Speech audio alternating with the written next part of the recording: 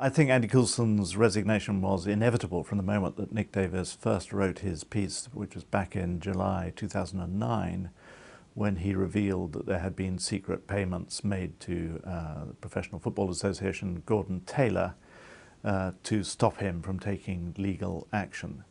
And from that moment, when it was apparent that other people in the newsroom of the News of the World had been involved in the commissioning or transcription or editing of phone hacking, I think it was inevitable that Andy Coulson's position at the head of the Tory party communication chain was doomed. Things went badly wrong under my editorship of the News of the World.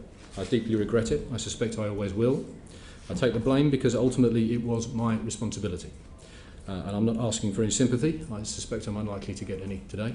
But when I resigned, I gave up a 20-year career with News International and in the process everything that I'd worked towards from the age of 18.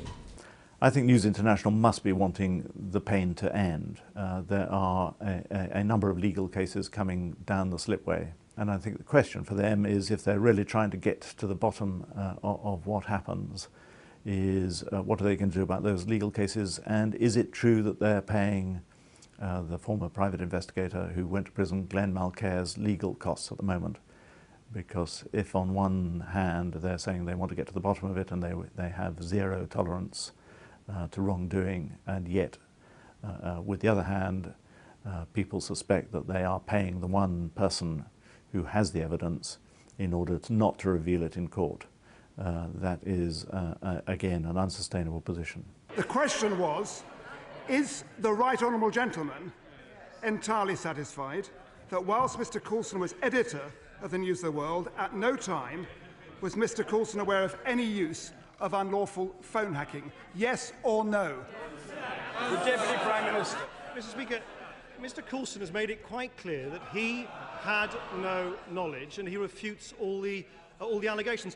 I don't know anybody working in Fleet Street who believes that an editor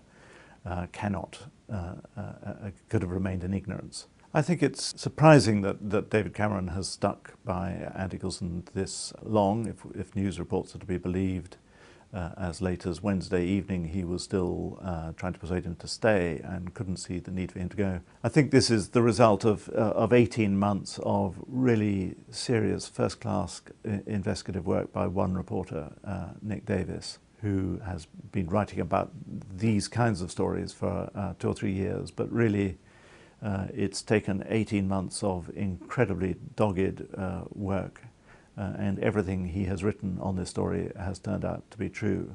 I think there are some people who think that Coulson going will draw a line under the end of the story, but there are too many court cases still running and too many questions about the behaviour of News International and the police for anyone to imagine that this is going to be the end of the story.